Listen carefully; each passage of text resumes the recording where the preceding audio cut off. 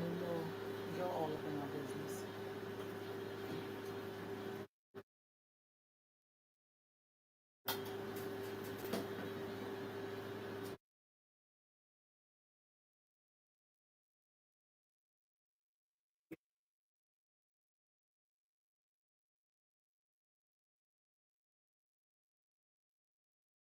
All right. Let's make sure the volume is good. Facebook, YouTube, IG.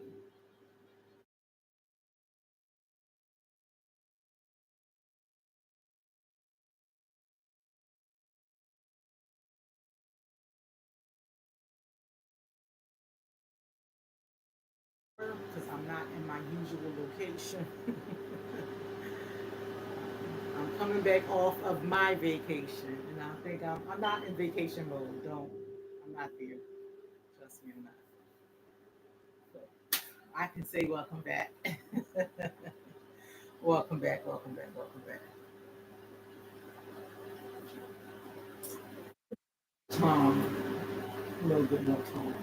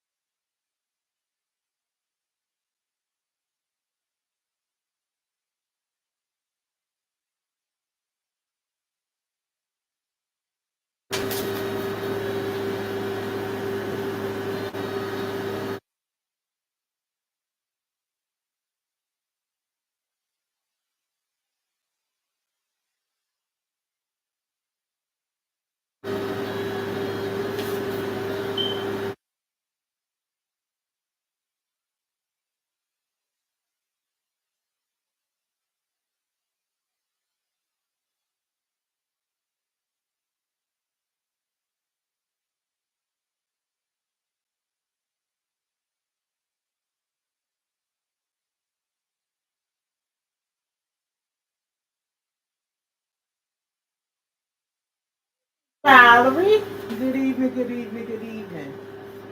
Good evening, good evening, good evening, good evening. Oh boy, I had a long day, people, a long day. Today is Wednesday. Um, Long day, long day. Work was long. The morning was long. My workout was long. It's what a long day. And this evening was long as well because I had nothing, nothing. I had the topic, but I had nothing. I had nothing in my notes. And the way my body works, I work great under pressure, but I don't like working under pressure. Says don't work under pressure, Kimber. Don't do it. Don't keep doing it like that. He likes him to work smooth. To myself, I just like working under pressure. So I got some great notes. I put some great notes here. My husband was inundating me with some gospel music, saying, "Calm down. Got this. God don't like you to work that way." And I made it. I still don't have a lamp in my room, in my prayer room.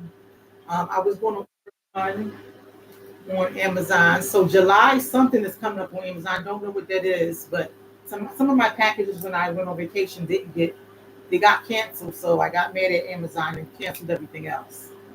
I'll go out tomorrow shopping if I can and get some lamps for my prayer room. So I'm in my special place tonight, my really really special place. It's light in here. Let me know if you hear a lot of buzzing in the background. That's my AC unit. I'll turn it off and put on my vapor machine that'll keep me cool. Um, I don't want that noise in the background. I do have like resistant sound in the background, but I want to make sure everybody hears me tonight. So before we get into tonight's topic, why we get overwhelmed or overloaded, let's get into our midweek check-in. I put the midweek chicken. I believe, the light blue emoji heart, light blue emoji heart. And Valerie Ann, we did not get to do this. I was just so excited to have you on my show. You gotta come back. You gotta come back. I put the light blue emoji heart up there. I am feeling relaxing and really, really friendly. Um, and just coasting, getting back to work, getting things done. Um, Being able to get projects done around the house, getting my husband with his honey to-do list. I'm getting myself with my list done around the house. So I'm really just getting back to, getting things done, meeting people, getting projects done, getting pulled into projects. So I'm at that point where I'm really relaxed and friendly. So that's how I'm feeling this midweek check-in. Let's just go through this thing together. So if you are feeling or doing great, if you're doing great, put up some red emoji hearts if you're doing great. Give me those red emoji hearts if you are doing great out there tonight. Red emoji hearts if you're doing great. If you are okay, this is a blue emoji heart. It's the dark blue emoji heart. It's not purple, it's the blue one. If you're doing okay, give me some blue emoji hearts. Throw up some blue emoji hearts. If you're doing that, whatever. Throw them yellow emoji hearts up there. The yellow emoji hearts if you're doing mine. Throw them yellow emoji hearts up there. If things are tough and you are struggling, throw the green emoji hearts up there. If things are tough and you're struggling, throw the green emoji hearts up there. Please DM me. I will reach out to you. It doesn't matter the time, the hour. If things are tough and you're struggling, throw the green emoji hearts up there. If you're having a hard time and you wouldn't mind if someone was to reach out to you, the purple emoji heart, this is purple. If you are having a hard time and you wouldn't mind if someone was to reach out to you, put the purple emoji hearts up there.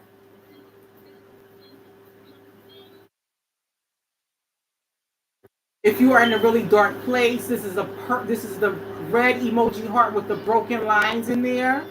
This is the red emoji heart with the broken lines in there. I will reach out to you. If you don't want to put it on the comment section, DM me. Again, I will reach out to you. I will get you resources. I will get you what you need. No matter the hour, the time. I always check this over when I get offline. If you are in a really dark place and you want somebody to reach out to you, please reach out to me, DM me. I will get you the resources that you need immediately. Immediately. If you're having some harmony and balance in your life, give me some pink emoji hearts. Some harmony and balance in your life, give me some pink emoji hearts. If you're feeling optimistic and uplifting, give me some orange emoji hearts. Optimistic and uplifting, give me some orange emoji hearts. I'm going to give a shout out to my District 33 union people. If you're having a poopy day, which the city of Philadelphia was, they called y'all back to work because y'all shut the city down within 24 hours. District 33 squad, if you're having a poopy day, throw up some brown emoji hearts. Throw them brown emoji hearts up there. Shout out to District 33. Brown emoji hearts if you're having a poopy day. Brown emoji hearts if you're having a poopy day. If you're having some mixed feelings, emotions, blankness, you did minimum today, that's okay. Throw them white hearts up there. That's okay. If you have some mixed feelings, you did minimum today, you didn't want to really do anything, but you got through it. Throw them white emoji hearts up there. Throw them white emoji hearts up there. Miss Carla's not on here yet. What's going on with Miss Carla this evening? I tagged her. If you're feeling cool and self-restraint, and she put humbleness, throw them great emoji hearts up there. Some humbleness, eating some humble pie. Throw them great emoji hearts up there. Throw those great emoji hearts up there. We're waiting for Miss Carla with her double great emoji hearts tonight. Again, if you're feeling relaxing and friendly, throw those light blue emoji hearts up there, light blue emoji hearts up there. And last but not least, please discuss this with me. The black heart, if you're angry and sadness, you can process that right now. Black emoji hearts for some anger and sadness. You can process it right now. Let me know how you guys feeling. Let me know how you are feeling. Now, why we get overwhelmed and why we feel overloaded. This is a wonderful topic going on tonight because things have been happening. Hey, Miss Carla, in the city, around the world, wherever you are, I can say people have been overwhelmed. We are overloaded.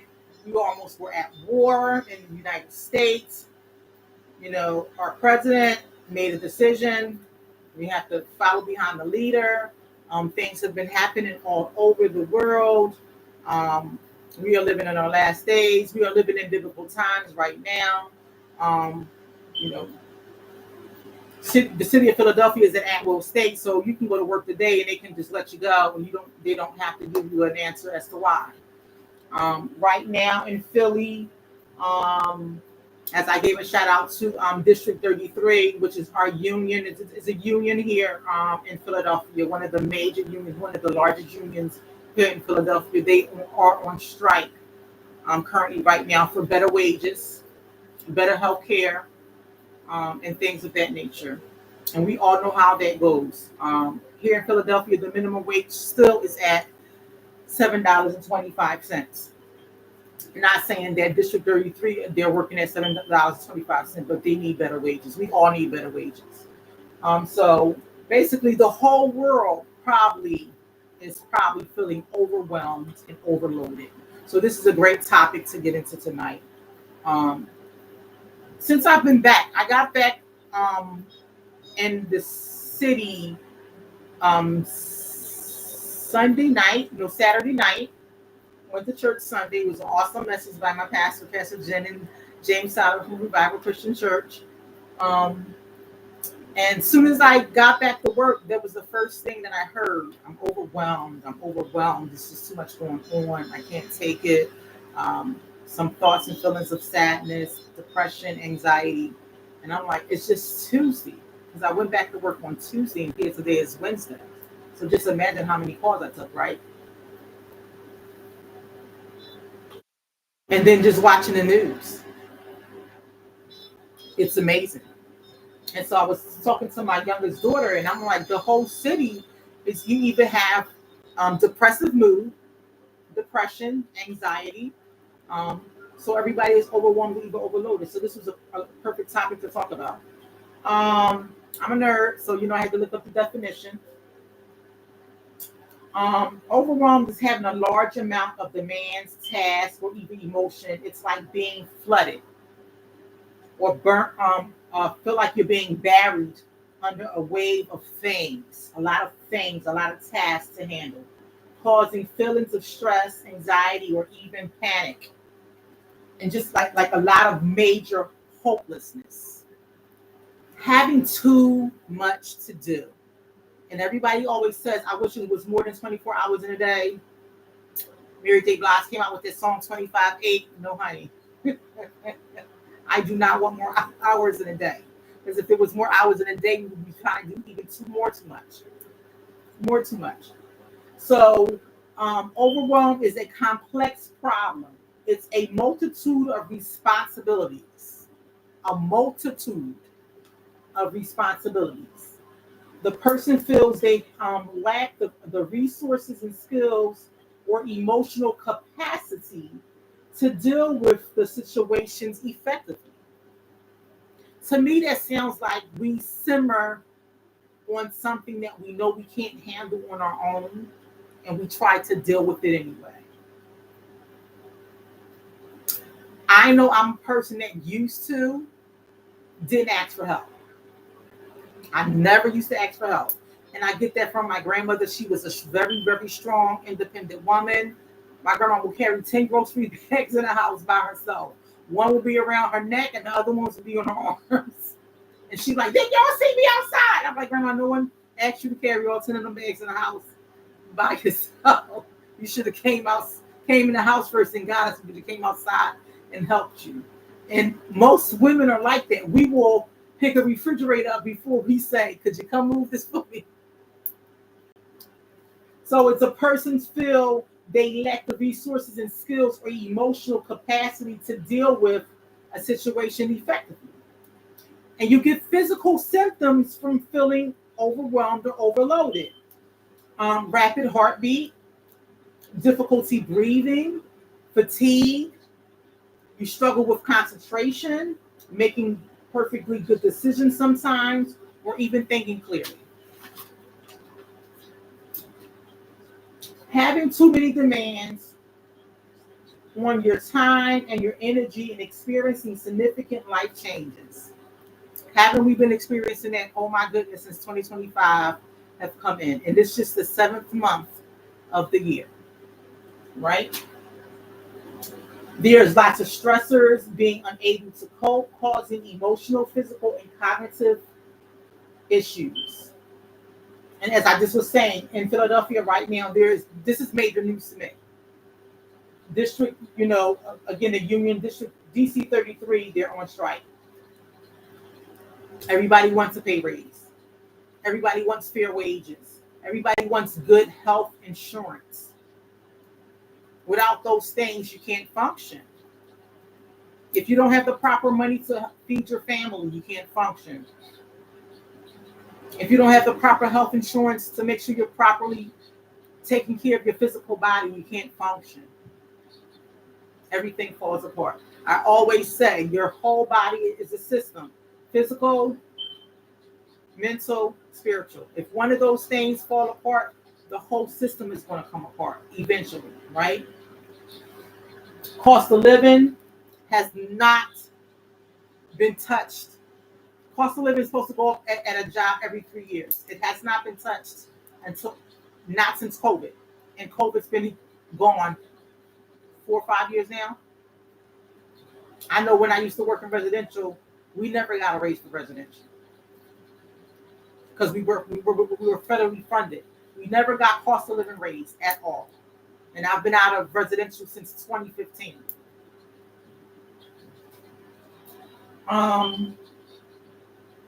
And dealing with being overwhelmed and feeling overloaded, there are negative emotions tied to those things: anger, fear, and guilt.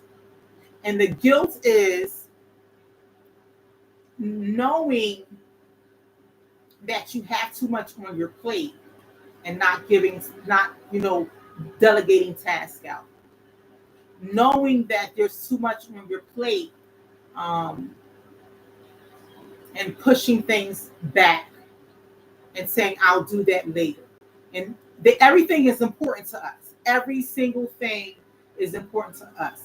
I was telling my grandson yesterday, sometimes you have to rob Paul to pay Peter. My grandma used to say, I'm not going to pay the water bill. The water bill is only $60. That's not important to me right now. This gas bill is. But then the next month, the water bill, the $60 that you had to pay last month, and now it's $60 topped onto another $60. So I don't like robbing Paul to pay Peter. I'm going to pay Peter, I'm going to pay Paul, and we're going to be in the clear. My sister my husband was talking to my sister yesterday. She's been working 12 days straight. She was saying, I'm trying to get this money. This is my 12th day working. 12 days straight. Did I feel like she's overloaded? So what are these things that make us overwhelmed and overloaded? Family and personal life. How to find that family work-life balance, right? Being obligated to family, being obligated to work, having your own personal goals, social obligations, commitments, feeling like you have too much to handle. I'm going to throw church in there because there's just, you have to pay your tithes, and tithes is not all just about money. It's, doing things for the church, going out in the community, ministering to people, volunteering your time, making sure you're doing everything that you're supposed to be doing to build the kingdom of God, right? Making those commitments. And sometimes you're feeling so tired, you haven't gotten enough sleep, but you have to go out. You have to be committed, right? Um, and the thing about family is I hear a lot of people saying, everybody's dependent on me. My family's dependent on me. If I'm not doing it, nobody else is doing it. That's a heavy load to carry. Um, a young guy yesterday said he has 6 grown children. They're all adults. They just lost their mother, and saddened by the mom's passing. And I asked him, I said, all the children that you had, the 6 adult children, are they by the same person? And he said, yes. I said, so you lost someone as well. If you had all your adult children with this same woman, you lost someone as well. It seemed like you had a deep relationship with this person. So you're grieving as well. You can't call on any of your children right now to support you through your grief. And he said, well, I don't want to burden them. Okay. So feeling like you got too much to handle as a parent, but you don't have anybody to, support you in that time. And you'll hear that a lot, depending on somebody, like, they depend on him, but he don't have anybody to, or the parent doesn't have anybody to depend on. Feeling like you have nobody, like you're isolated, like you're all alone. That's an overwhelming feeling as well. Very much so. And especially if you are an only child, right? One of my best friends, she lost her mother, and she's an only child. She has lots of family, but she's an only child.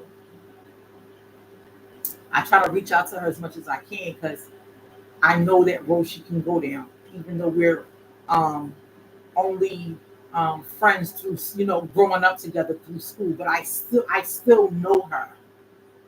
Um, she's on my mind so much now because I know she's an only child. So feeling like you're alone, like you don't have anybody. Another thing that can get you overwhelmed and overloaded is financial stress, being in credit card debt, student loan debt, job instability. Like I said, Philadelphia is in that little state. Um, Going to work, and maybe your supervisor doesn't like you, or maybe um, not having proper daycare, or not having somebody properly to watch the kids, and sometimes you're late to work. And your boss is on your back, your supervisor on your back, and so being fearful that you might get laid off or might get fired. That's that can be a lot on a person. That can have you be a sense of being overwhelmed, and then not knowing how to manage your money. Right? You can have a good job, a nice job, but not knowing how to manage your money um, can be overwhelming. Not knowing how to put some away for savings, like having that rainy day fund. Me and my grandson was talking about that yesterday. This young man is super duper special and smart. As I was telling him about, it's my 9 o'clock. I was telling him about the strike. He was calculating his little phone. He was like, "Well, this is how much people with minimum wage make at the end of the year." And he was like, "They're in the red." And I was like, "Wow, that's not enough." And he was like, well, this is after shopping and after groceries. And I was like, well, what about car insurance and a car note? He was like, they don't have any money for that. So even if you had a proper job, how do you manage your money? Are you putting money away for a rainy day fund? And are you able to do that? Are you able to put money away for a rainy day fund? And that's how I taught my kids, my daughters, and my son. It can just be something small, like $5 out of your pay. Put it away. Start saving that up. Um, every pay, or and I told my grandson, I said, I do for holidays, like 4th of July is coming up. Some jobs they pay, it's a holiday, you get time and a half. So their holiday pay, I take it and I put it in my savings account. I don't touch that. Um, just in case something happens. I need brakes for my car. Like my water heater just went out. Remember, I told you my water heater went out, right? I have an air conditioner in my window, even though I have an AC unit in my backyard. It broke this year. Am I overwhelmed? It cost $5,500 just to get the AC unit fixed. Okay? Financial stress. Lack of support can have you overwhelmed and overloaded. This can be single mothers, single fathers, young parents, a student going out on now being on their own, going from high school to college. This can be a student that you don't even know that's unhoused. They're not living with their parents anymore. They're going from pillar to post. This that lack of support, it's a big thing. You can feel so overwhelmed. You can see the lack of, even though the kids are out of school right now, the grades can be dropping. This can turn to feeling unsupported, feeling they can start isolating themselves. It can exacerbate feelings of being overwhelmed. It can make it harder for people to cope. Very difficult, especially if you're working. This can make it harder with the challenges that you're facing. How you're going to eat, right? Where you're going to prepare your meals from. What's going to be your next meal. If you're with the lack of support. This is a big one. This is a big, really heavy one. Traumatic experiences. A loss of a loved one. This has been coming up a lot. Childhood trauma. This can be deeply, deeply overwhelming because it's not processed. I think I touched bases on this a lot. It's not processed because they want you to get over it really, really, really, really quickly. It happens. Get over it. Don't talk about it. Leave it alone. Don't touch it. Move on with it. Even when something happens in school, the incident that happened in Overbrook, right? There was a fight. One of the children called a parent to come up to the school, I guess, to de-escalate the situation. I don't know what happened. We don't all know the story. We just heard what happened on the news. The parent comes up, had a weapon. An officer got shot. That's traumatic. That's traumatic. These things happen all the time. There's been a couple of incidents where there's been so many things happening at the school, violence happening at the school, and kids been getting hurt. But what about the things that we don't see with trauma? And it's not processed. Society wants us to get through these things so quickly. We go through our life getting through it so quickly. It's a wave. We have to move on. And so we go through from childhood to adolescence to preteen to adult, and now we're in our 40s, and we're wondering why we don't have proper relationships. We wonder why our mental health is so poor. We wonder why we don't keep proper jobs, and our friendships are not healthy because we didn't process that trauma. Mental health, as I was saying to my daughter, anxiety and depression. Pick one.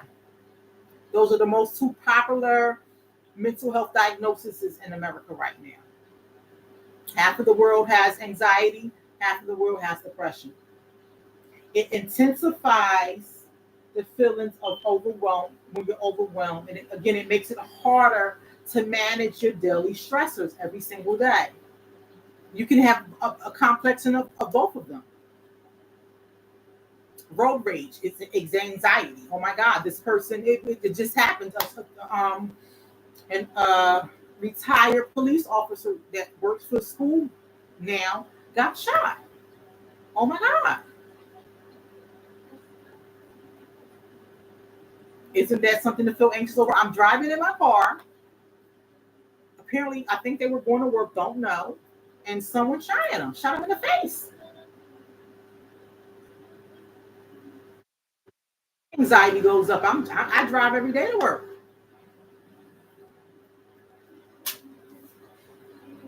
Depression. It's just sad where our world is going right now, and it's going to get worse. Stay prayed up, people. Stay prayed up. It's going to get worse. Relationship conflicts. We are not getting along right now. A lot of people are not getting along. There's a lot of arguments with your neighbors, with peers, with siblings. There's a lot of breakups going on now. Or there's some unresolved issues and conflicts, things from the past. There's a lot of generational conflicts that hasn't been resolved. And it can be emotionally draining. It can overwhelm you. It can overwhelm you. You can try to figure out why I'm trying to forgive this person, and this thing keeps coming up. You're trying to forgive this person, and this thing keeps coming up. And you feel as though they are not giving way. You're waving the white flag. You're giving your all to try to forgive this thing that happened maybe 10, 15 years ago in the family. You're waving the white flag, and it keeps coming up. You're trying your best to forget it. You're going to God with it. You're going to the person with it to try to resolve it. You're going to the other family member to try to resolve it, and it keeps coming up.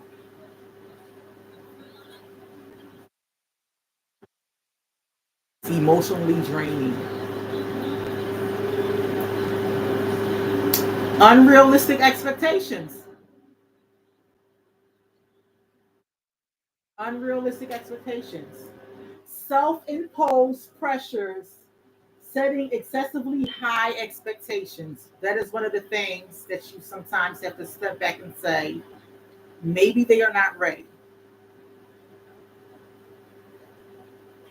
Maybe they are not ready. They appeared, they seemed ready. It sounded good to them, but maybe they're not ready. So how do we help ourselves and sometimes see in ourselves and others that we're there, we're in between, or we are already overwhelmed and overloaded? We have to identify the triggers. You have to identify the triggers. Do not put too much on yourself that you cannot bear. I was about to say, where's my phone at? Where's my phone at? There's my phone. Identify your triggers. Do not put too much on yourself. If you work a five-day-a-week job, work a 5-day-a-week job. Maybe once or twice a month. Give yourself some grace. Time to relax your body, depending on what you do for a living. Develop coping strategies. Prioritize yourself first. That is a must. My grandma used to say, you can't get blood from a stone. You must put yourself first. God is first. Go to him with your decision, with your plan, because he got the plan, he got the master plan. But you have to put yourself first. When you say, my family depends on me, you have to think about you first. They can't make a move without you anyway if they depend on you, right? So if you can't move, if you get sick, if you can't go, you can't go. You can't move. You can't do it. It absolutely can't work a day. And when he go to car keys, go ahead and go. Think about you first. When they say it's self-care, that means you first. Focus on the most important task. So you might have 7 or 8 things that's important to you. What is the most important one? After you think about yourself first, then break that thing down. Break it down. What is in your control?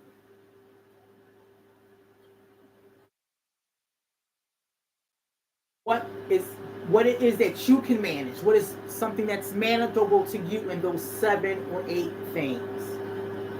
And then create a to-do list.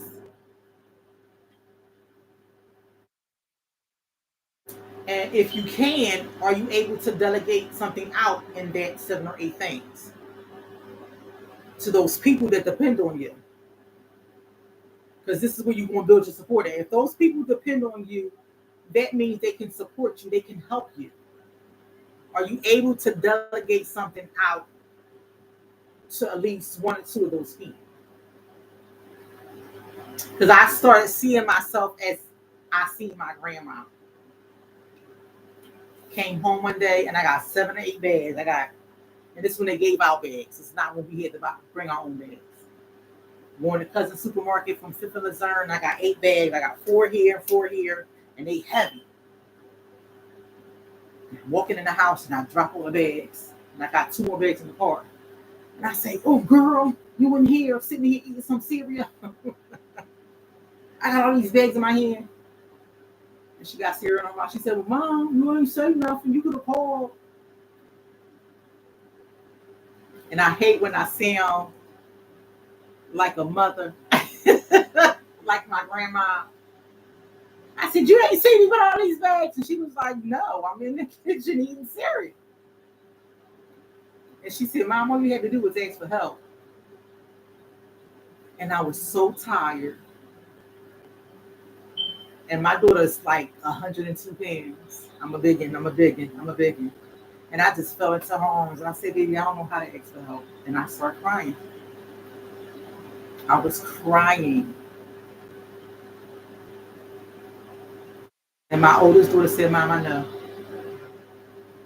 I know. You never asked for help, but we right here." She went and got the other 2 bags out the car and she called my other daughter downstairs and they put the food away. And I sat there and they gave me their plan. "You make the shopping list, Mom. You don't like us going to the market to get the stuff.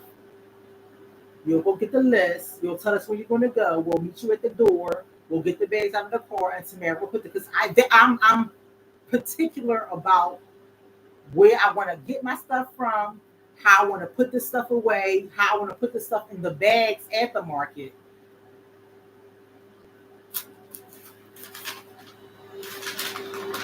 Because of my traumatic experiences that were never processed.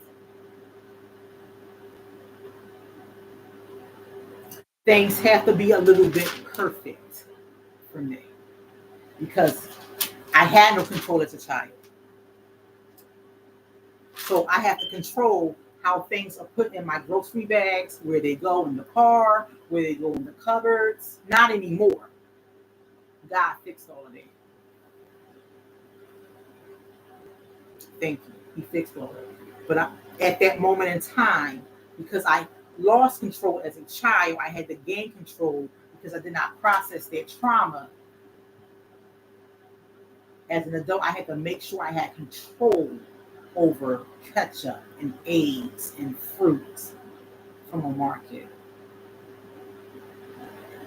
And all of that overwhelmed me. And I was overloaded. Until I learned how to break things down, what I had control over, what was manageable, creating my list, and what I can delegate out. Now my babies are not babies anymore. They're adults and they ain't here. They not here.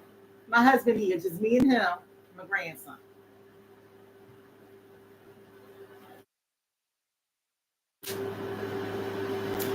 You have to set boundaries. And the boundaries are for you your safety net, not the wall. Don't build that wall. We're not building that wall up, Miss Carla. Your boundaries is a safety net for you. That's your red flag, your trigger before you even get to the I'm overwhelmed. It's letting you know not to even go back to that behavior. It's saying to yourself, don't go there. The boundary should be set. Learning your no.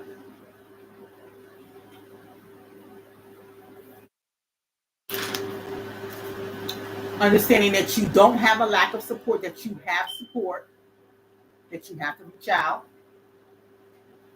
You should be reaching out. Learning how to manage your money. Understanding how to process your trauma. Getting into good relationships.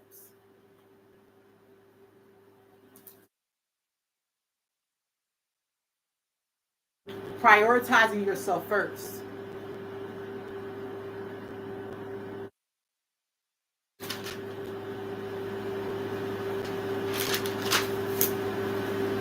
Dealing with the anxiety and the depression before it skyrockets. Hey, David, dealing with those things. Because if you don't deal with the anxiety and the depression, then your meter of overload is going to go woo, woo, woo, woo, woo, woo. And then you're right back to the same place you were from the beginning.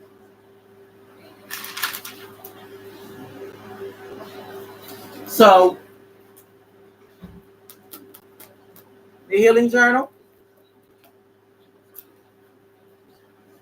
page 114.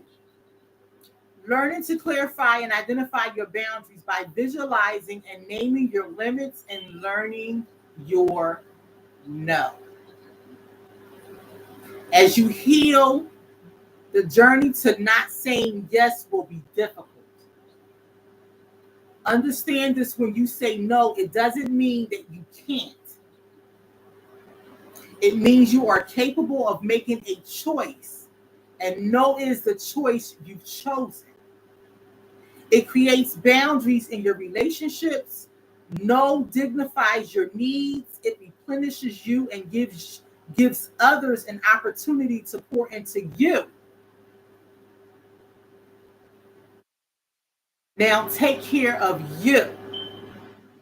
Learn your no and never pour from an empty cup again. Remember when you said you're overwhelmed and you feel like you're giving it to everybody else and nobody's giving it to you. Deb, you said it's not okay to leave people alone and not tell them. What are you talking about? Leave them alone and not tell them. Tell me what you're saying.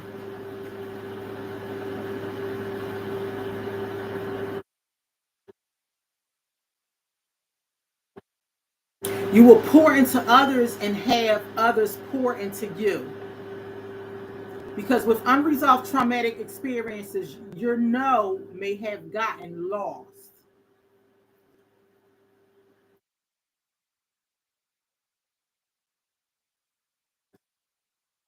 It's distant or hiding. Let's give it a go. And this is exercise in here. It says, write in the bubble no and include a narrative that you said yes to in the past that you often think about. Example, can I borrow some money? That's a lot of people. There should be a lot of people with me. I'm scratching my head. A lot of people. Can I borrow some money?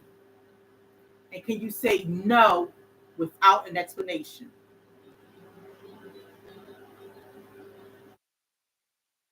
It gets you from being used and feeling guilty from the lack of money, poor money management. I used to just give people money, give them my last. I wouldn't say nothing. Just give them my last. These are my brothers. I never used to tell my brothers no.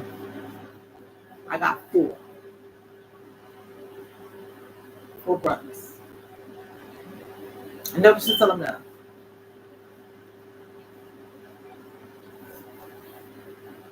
My brothers protect me at all costs. They got a mouth. Never used to tell my brothers no. I need to borrow such and such. Okay. I'm glad when Cash App came out, when it fully advanced. Lord have mercy. When it fully advanced, I was like, I don't got it.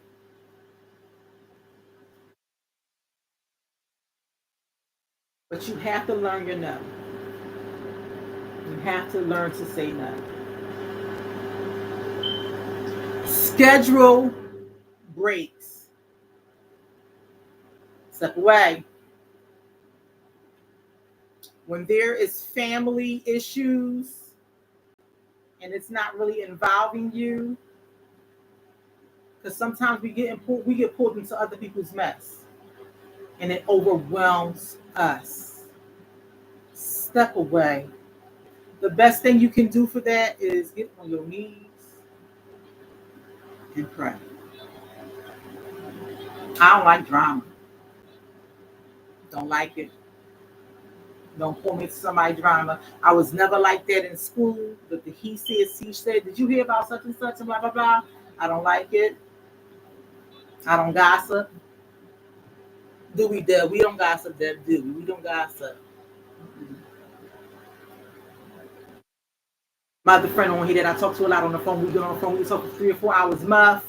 We get on the phone, we talk about us. We ain't got time to talk about nobody else. We interested. I'm interested. I'm interested enough. My best friend, we interested enough. We got a lot to talk about. We interested enough. I ain't got time to talk about nobody else. Don't get on the phone talking to me about somebody else. I'm going to say, hold on, I got to call you back. My refrigerator running. I ain't got time for that. This drama. Schedule breaks. Step away. Seek support. There's a question that I always ask people. Is there anybody that you can call to distract you from your thoughts? But I don't have nobody. You don't have nobody.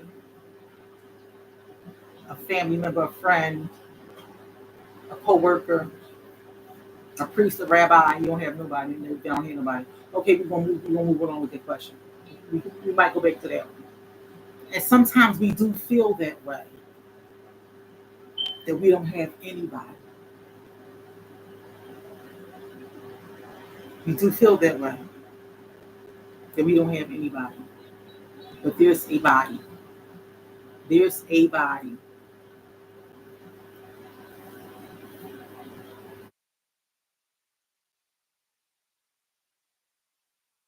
I call that person a 3-alarm person. And that's just the person, you breaking the glass and you pulling down the fire alarm, and the sprinkler system is ringing. It's already calling for the fire company to come there. Or that's your ADT system calling for the fire alarm people to come. Or your nurse alert bracelet to call your person is, say, hey, someone's sick. Can you call them and see if they're okay? Seek support. And if you don't have that support, seek professional support.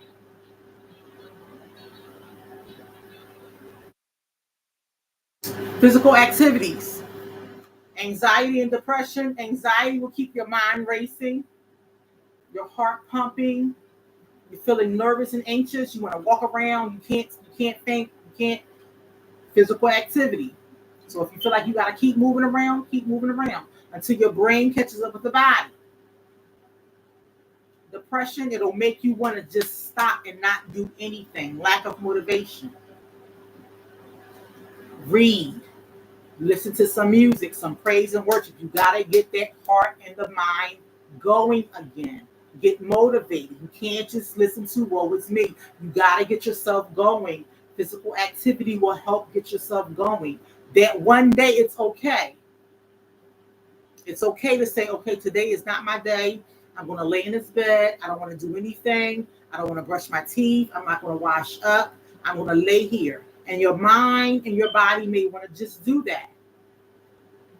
It's okay. Day 2, it may be okay. Day 3, it's not. It's not okay. It's absolutely not okay on day 3 for you to just lay in the bed. It's not okay. You have to pull yourself out of that. If you're unable to pull yourself out of that, you need to call that support. I've been laying here for 3 days. I can't get up. I can't move. I can't get myself out of this rut. I need you to come over here and help me.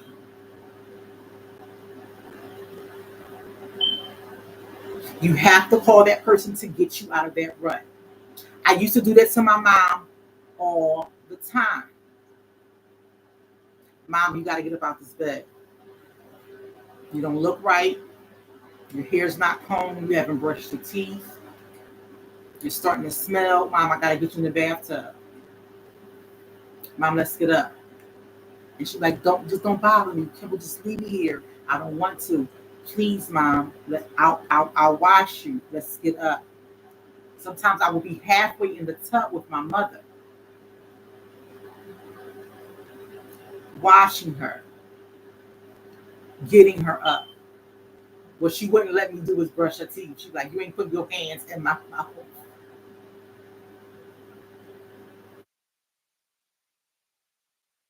That person. I'm 11 and 12 years old, helping my mother get out of that depressive hole. Because once you get so deep down in there, sometimes you don't want to come back. Sometimes you can't pull yourself up out of there. You're lost. That's why they say it's a dark place. A deep, dark place. You're lost.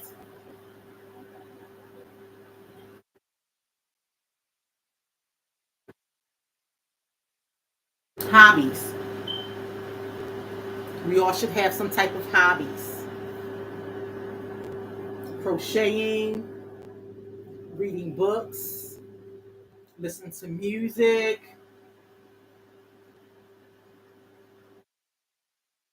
sewing, learn new hobbies, puzzles, learn new hobbies, learn something.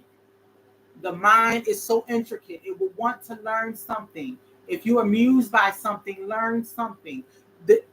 We're into the technology age. Get on YouTube and learn something. Your mind has to start moving in a way from out of the negative into something positive.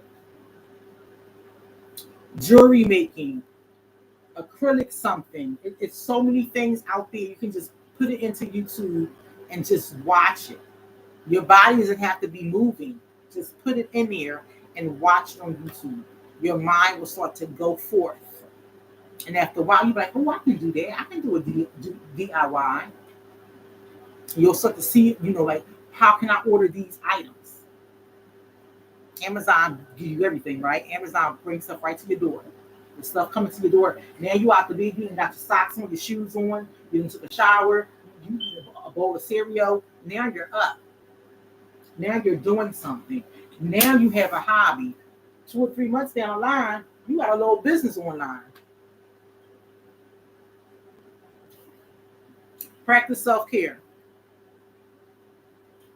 Practice self-care. And again, self-care is putting yourself first, making sure you have time for yourself, block your whole entire family out.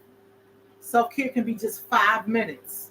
A lot of people, after they get off work, they sit right in their car. They sit in their car before they go in the house. Right in their car. I know, Deb, you bake, girl. You bake. Yes, baby. She baked. She's a good baker. That's my best. People sit in their car. That's they so just to have that time of peace to themselves. They sit in their car.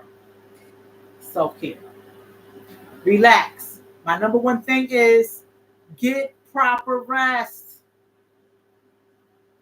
8 hours is full resting time for a body. 8 hours of sleep. I'm looking at my watch. I go to sleep every night at 10 o'clock and 9:31. Proper rest, proper diet, clean your house. Literally.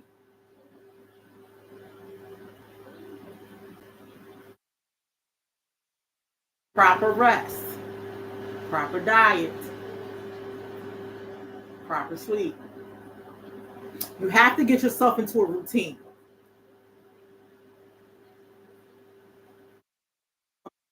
Between 5:30, me and my husband and my grandson will eat maybe like 6 something. We'll chit chat. We're upstairs probably about 9.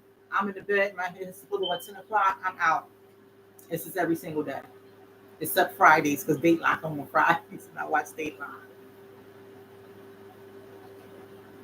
Well, you're not sleeping today. If you're thinking while you're sleeping at night, you're not sleeping. Your mind, when sleep means your mind is at rest. Yeah, you're not sleeping. If you're thinking while you're sleeping, you're not sleeping. Look up REM sleep. Google that and research that. That's God made our bodies that way. Sleep means your mind is at rest. Just like when your phone is off, when the screen goes off, it's at a sleep. It's resting. So if you're thinking and you're supposed to be sleeping, you're not sleeping. That's why you're overwhelmed. You're not getting proper rest. You have a lot of things going on that you need to talk about. You need to be going and scheduling yourself to talk to someone. You have to get whatever is inside of you out. You're overloaded. And if you have a family and there's family issues, have a family meeting.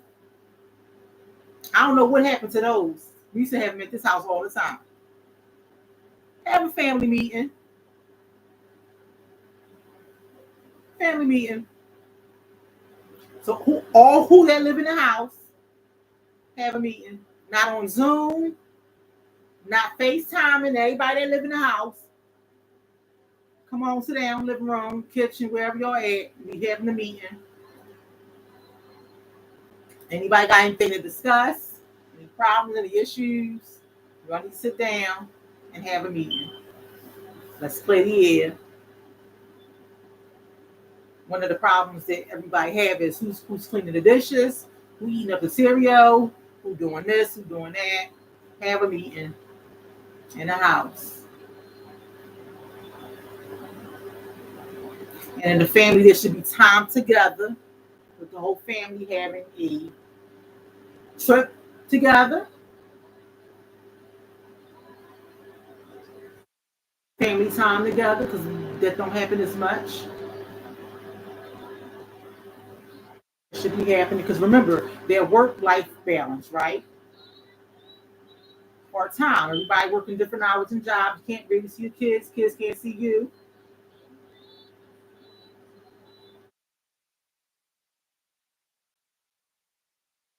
That's the problem. I want to see you in a group chat. I want to see you in your. I want to see you face to face. Even though my kids live outside the house, we used to eat together once a month, monthly dinners. And my grandson loved that we came together one Sunday a month to eat together. And thank you for bringing that up, David, because I'm about to start that again with my kids. Every month, one Sunday out of the month, we used to eat together. And I said used to. So I'll be sending out an email and a text to my children. We need to pick that back up again. Because it used to happen here at this house. So my family ain't perfect either. I said we used to. We about to do it again. And technology is beautiful. When I see if they were all living out of state, we all live in Philly, all of us. So my son, my son, in the Maryland.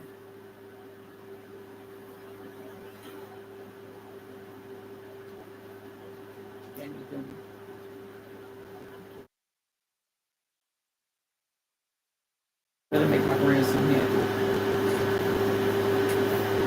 Doing all of this will get you to understand and regain your sense of control, improve your overall well-being.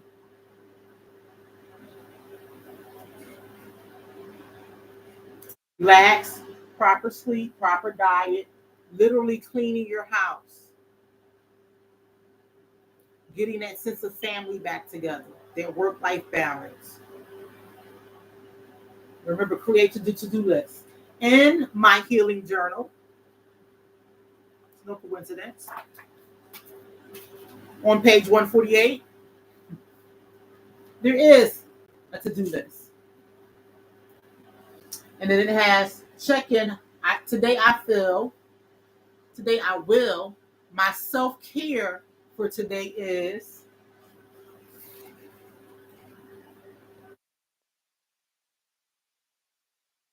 He said, okay, no problem.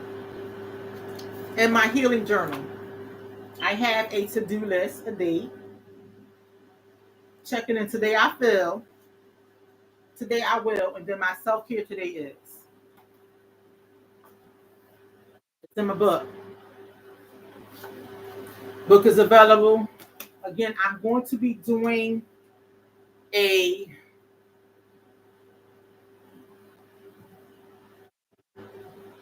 teaching on this book. I just gave my husband his book that he ain't using. I'm just figuring I've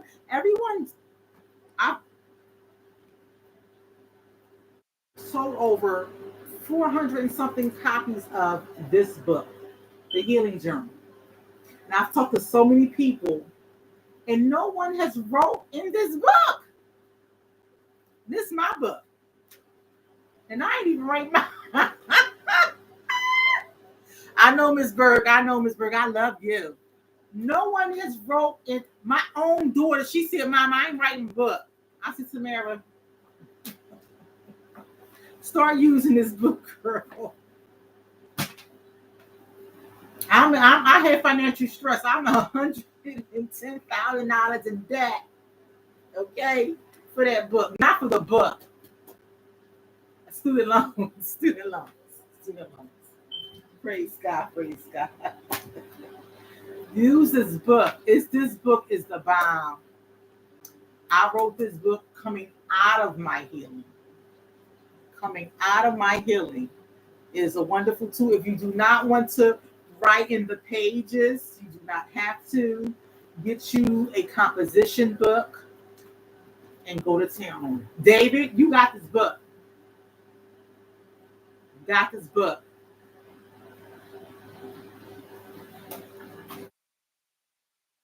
The book.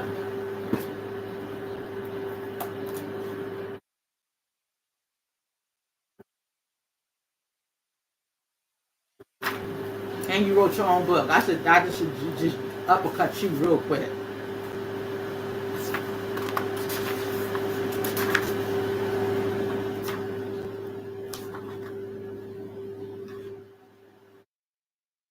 So on page 19, David. First exercise.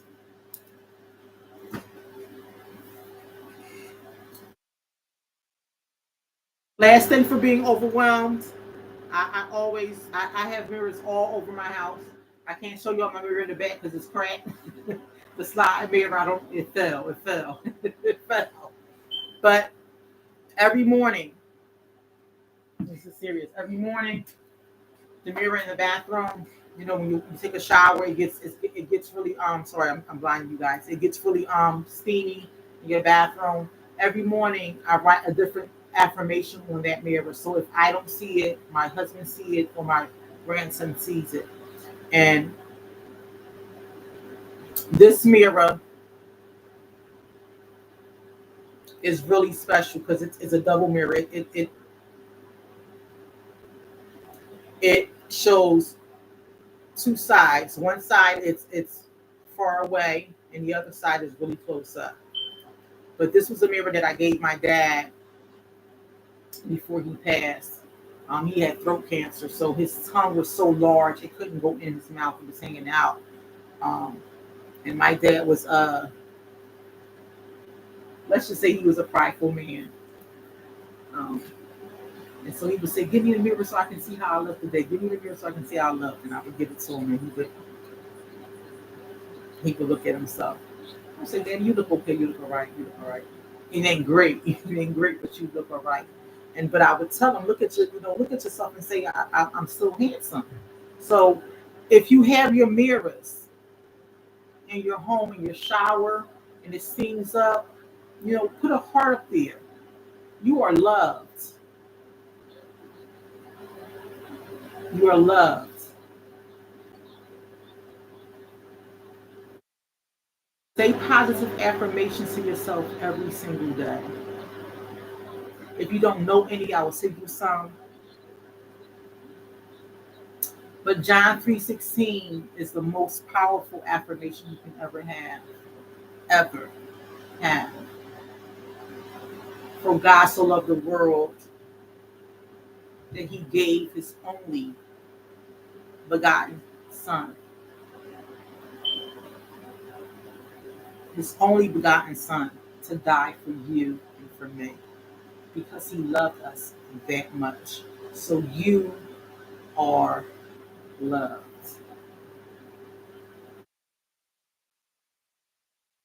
Absolutely loved.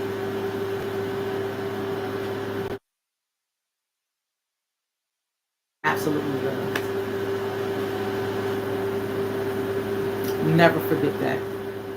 Ever forget that. Never forget that God loves you. Guys, I gotta go. I see my big sis Steph on here. Steph love God. She will be praying shortly on Revival Christian Church page. Um, the Cottage House. I'm going to be tagging you guys in that shortly. Um, Couple of announcements. July 9th, I will have special guest Dr. Tracy Johnson. Woo woo woo! On here, I am not that label. Look deeper, learning disparities. So Dr. Tracy Johnson will be on here in July 16th. Are you ready? Be ye prepared. Store up. So we will be having our preparedness class.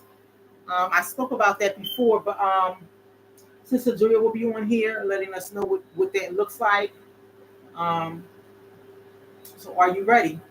Are you ready? Are you prepared? Um, are you stored up? She'll have lots of things to show on here. I'll have all the things that I had. Well, not all of them. It's a lot thus far, but I'll have some things that I've purchased um, thus far from her preparedness list that she gave us. So that'll be July 16th. So guys, be ready for um, those two speakers to come. Um, if you guys have any special topics you want me to talk about, or if you want to be a part of a topic, inbox me, let me know, and that'll be all. I am Kimble Evans, your trap therapist. You have been on the Trap Lounge, and have a good night.